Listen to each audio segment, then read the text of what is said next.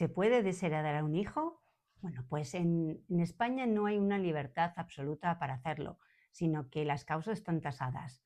Ahora bien, también depende del tipo de derecho que se aplique. En España, en las comunidades autónomas en las que se aplica derecho común, es decir, que comunidades autónomas donde rige el derecho civil, las reglas son que la desheredación debe hacerse en el testamento. No se puede desheredar a un hijo verbalmente.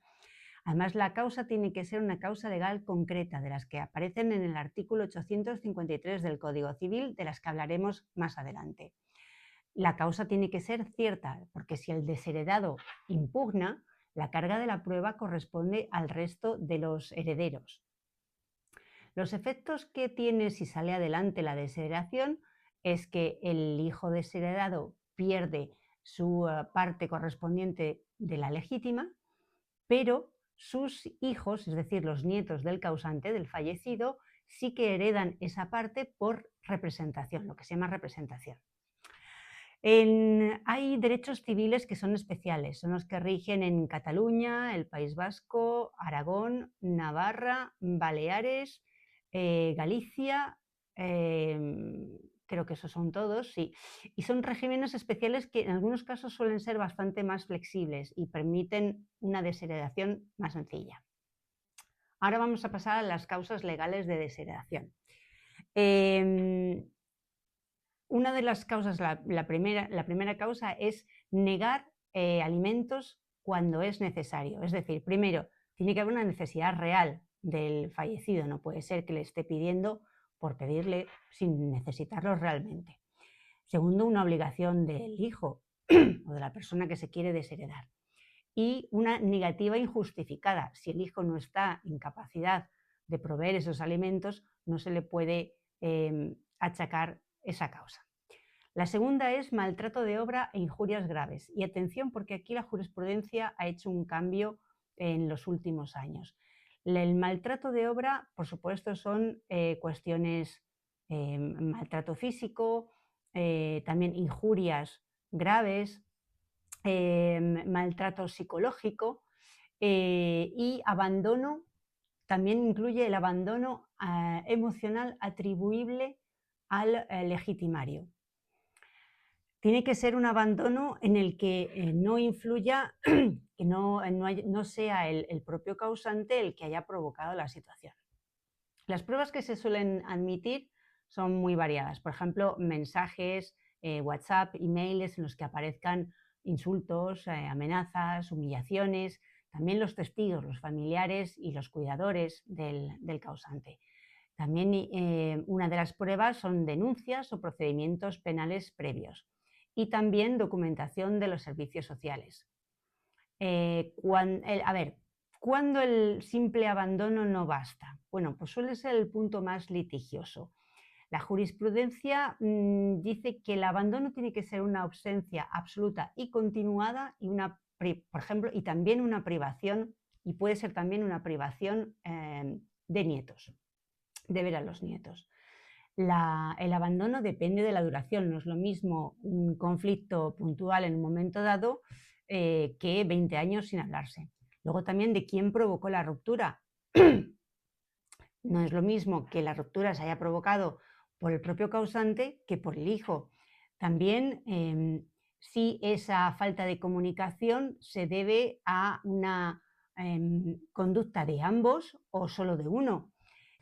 Depende también de si el causante contribuyó al conflicto. Por ejemplo, si el padre, el causante, el fallecido, abandonó los deberes parentales o violentaba a los hijos o los torturaba o se comportaba mal con ellos, se puede entender que el hijo no tenga ganas de mantener contacto con su padre y ahí no tendría causa de desheredación. Además de todas estas causas tiene que haber una verdadera afectación psicológica. Es decir, el abandono tiene que provocar en el causante un estado de ansiedad o de depresión y eso conviene que sea documentado en informes psicológicos o en informes psiquiátricos porque si no, puede tener el desheredado puede tener bastante fácil el hecho de impugnarlo. Entonces, ¿cómo se impugna la desheredación? Normalmente el proceso es el siguiente: se abre el testamento, ahí es cuando se entera el desheredado que está desheredado, entonces presenta una demanda de impugnación y de reclamación de la legítima, y la carga de la prueba le corresponde al resto de los legitimarios.